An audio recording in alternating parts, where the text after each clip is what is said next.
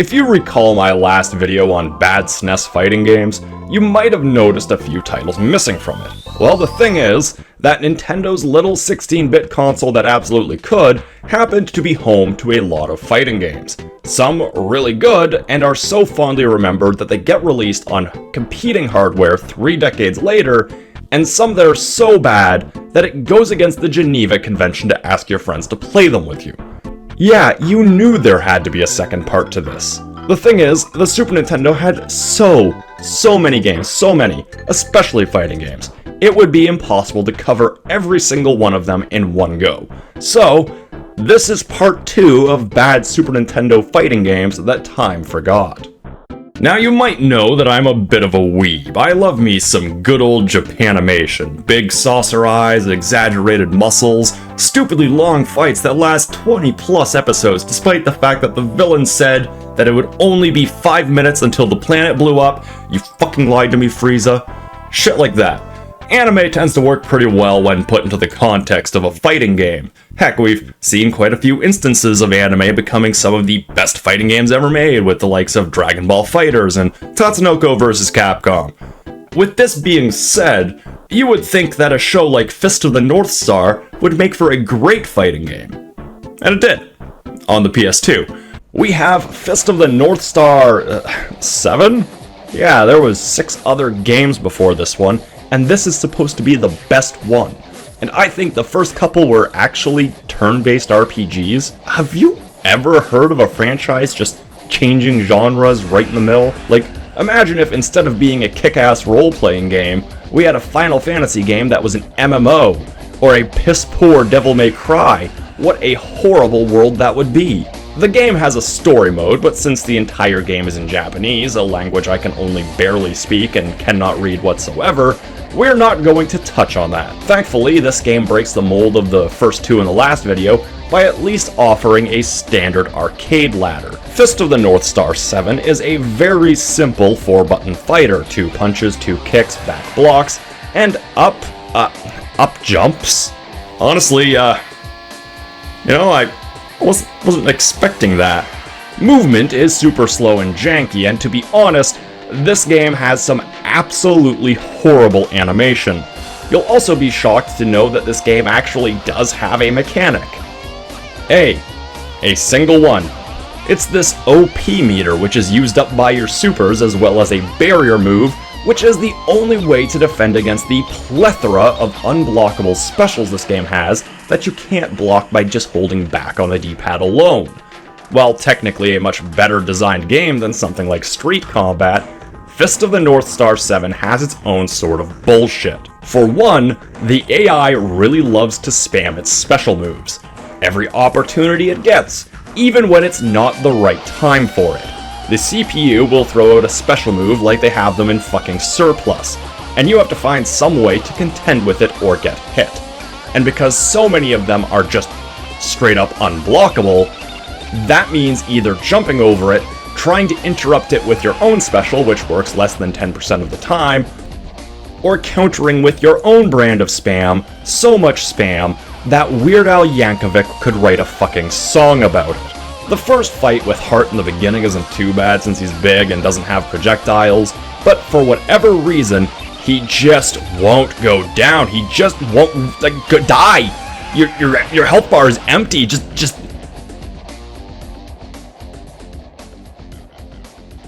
No. Yes, you did in fact see that correctly. In order to end a fight in this game, you have to connect with a special move. Every time. You can hammer them until your thumbs fall off and turn blue, but if that last hit isn't a special, you will be pressing those buttons all goddamn day. And the worst part is, these special moves all suck. They all have crazy startup to them. Unless the CPU is doing them, then they just come out automatically. And pulling them off is unreliable. Even the ones that just require you to mash a button tend to not come out half the time. So I had to spam Rao's crouching heavy kick to build back some of my health bar and my OP meter, then time my special so that I wouldn't lose a fight that I was winning previously. And then there's times where the game just lets you win. Like when I was fighting Shin, getting my ass completely destroyed, and somehow managed to kill him in one shot. I can't remember if this is how it went down in the show, but forcing the player into situations where they have to recreate the events of the anime is not good fighting game design. Yeah, sure, some of the Dragon Ball games did things like that, but that was more of a bonus win condition and not something you had to do in order to actually progress in the game. These hitboxes are fucking garbage. Not only does every punch and kick just feel clumsy and awkward, but what actually counts as the attack portion of your move isn't always clear. Sometimes you'll pass right through your opponent and still manage to hit them, or they'll jump clear over you and still get caught by a wonky hitbox. Oh, and the sound design. Oh god, the sound design. Like, it's not the worst. There's some good compositions in the score, but the actual sounds of Kenshiro's kiais or Heart's stupid pitched down Mickey Mouse sounds are just grating on the ear.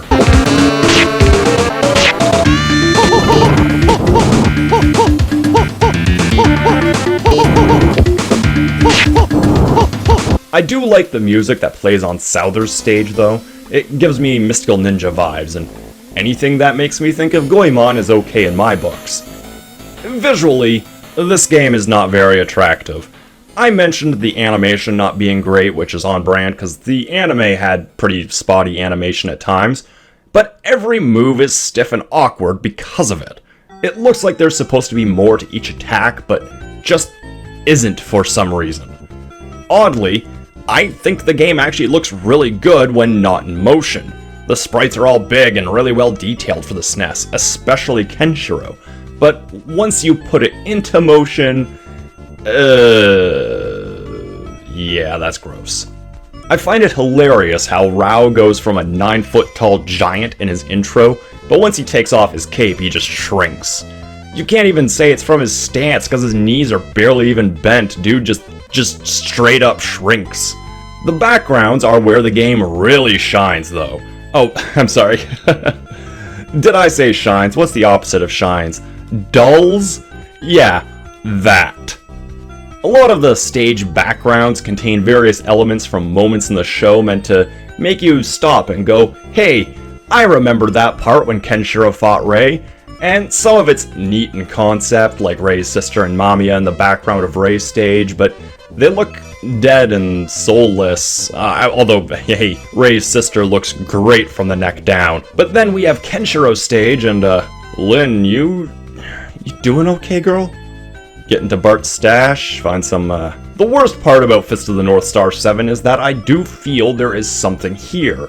I feel like in the hands of someone like 90s Capcom, this could have been a legitimately good game. The issue is, Capcom has done very few anime games, mostly just JoJo and, a Rosario plus vampire visual novel on the DS of all things. Really,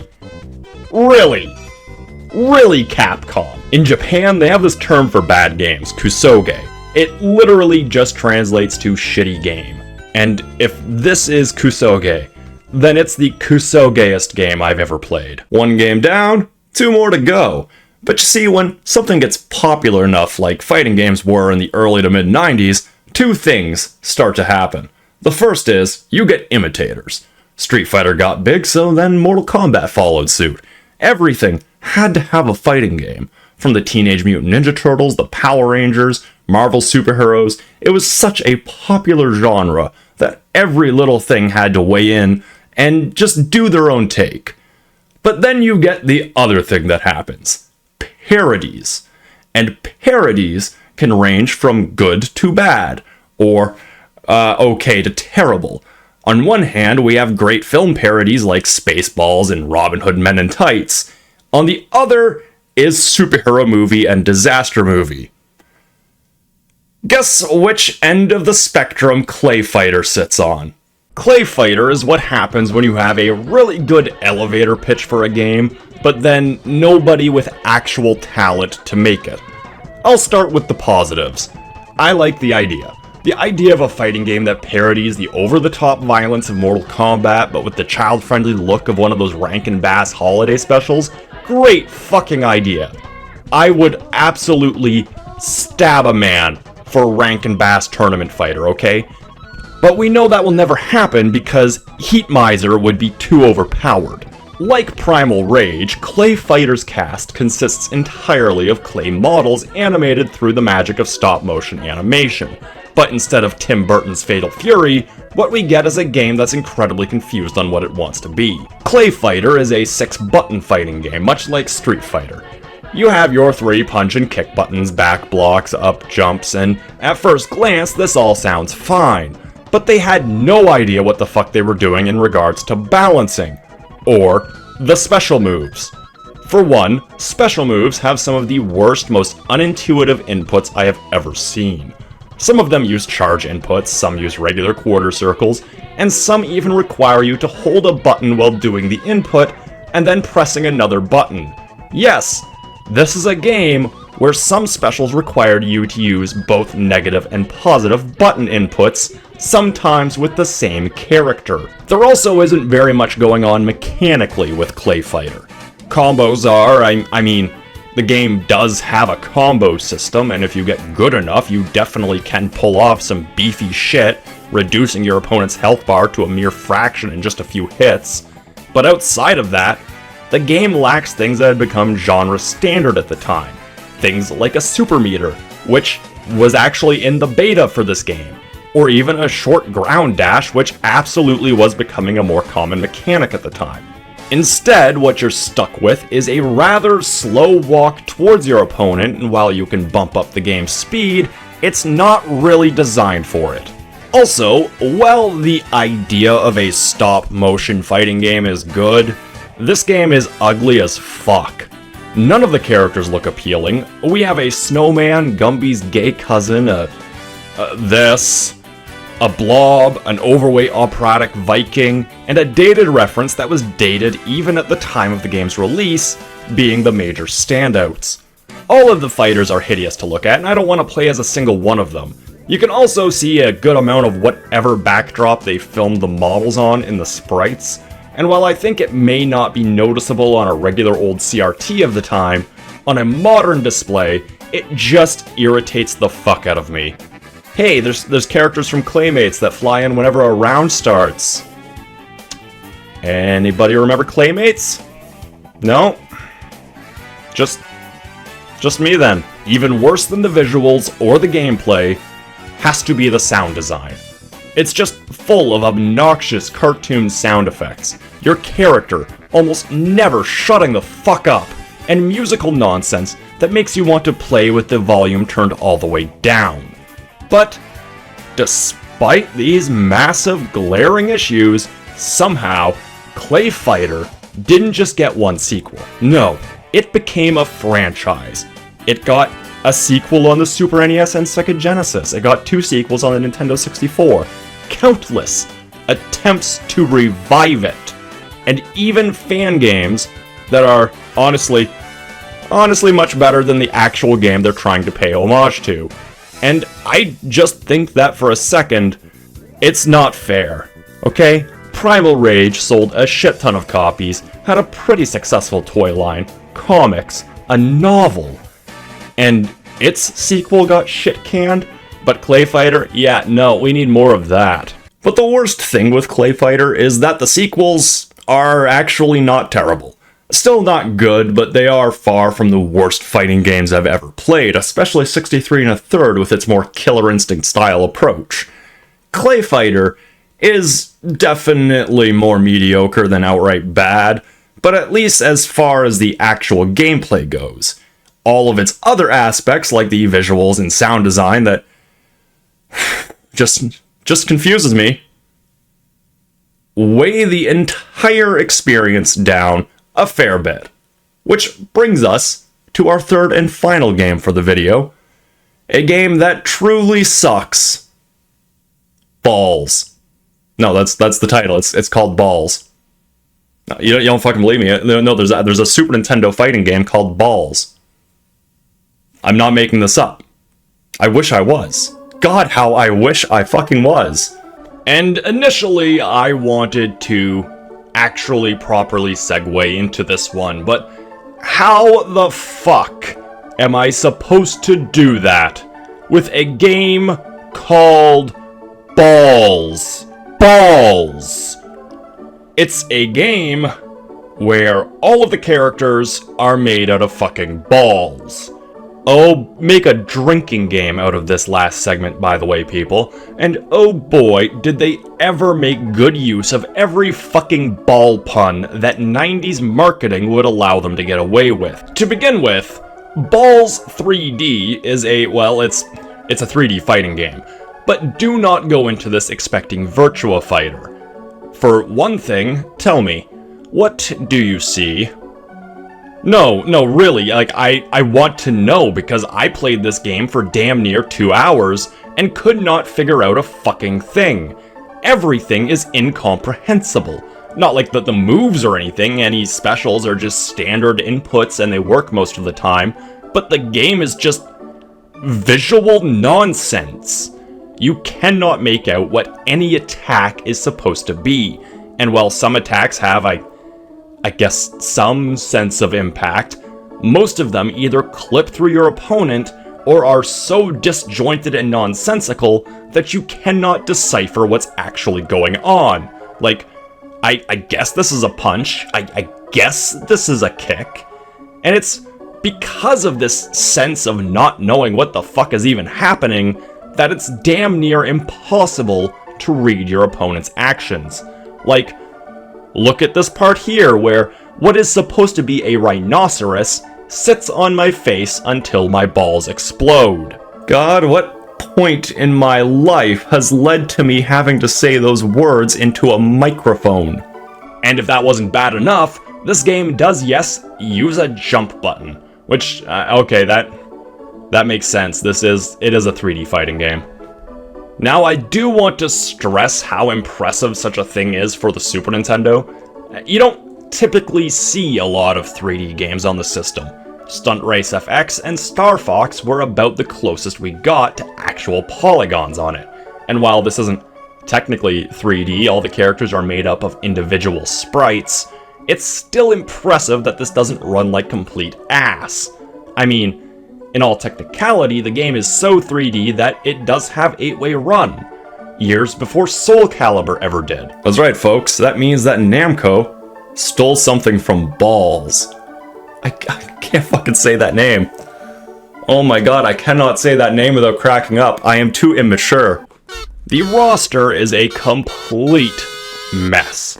We have a caveman, a rhino, a ballerina, a clown, and for some weird reason, a guy that looks like Vegeta, but sounds like Marvin the Martian.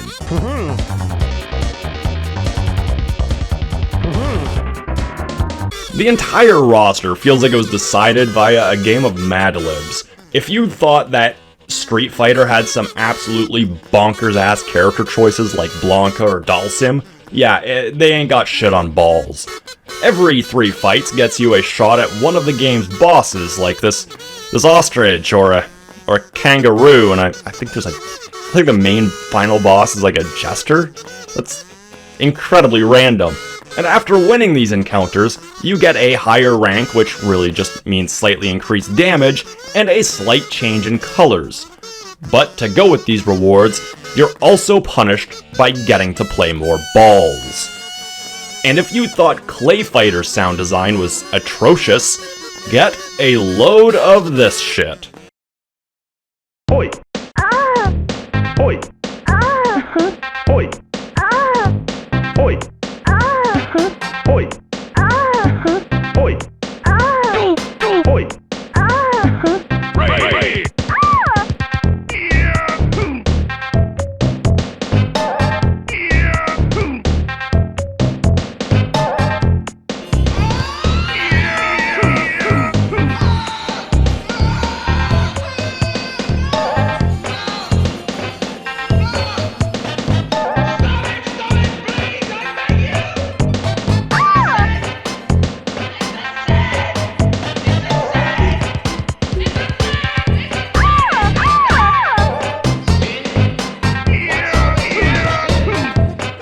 Random women moaning, cartoon sound effects, and instrumentals that I struggle to find words to describe. Yeah, Ballz is an absolute assault on the eyes, ears, and hands. It literally offends 3 of the 5 main senses. The funniest thing though is, at the time of release, this game actually got solid reviews. Not 9s or 10s, but sat around a high 7 in the eyes of a lot of critics. Most notably, GamePro magazine, Scary Larry, who gave the Sega Genesis version a score consisting of 4s and 5s. Out of 5. That same reviewer gave the SNES port of Art of Fighting mostly 3s. Yes, somebody out there thought that this was better than Art of Fighting. This goes to show that 90s game reviewers were on fucking crack. And honestly, I never thought I would say this in my entire life, but I never want to play with Ballz ever again.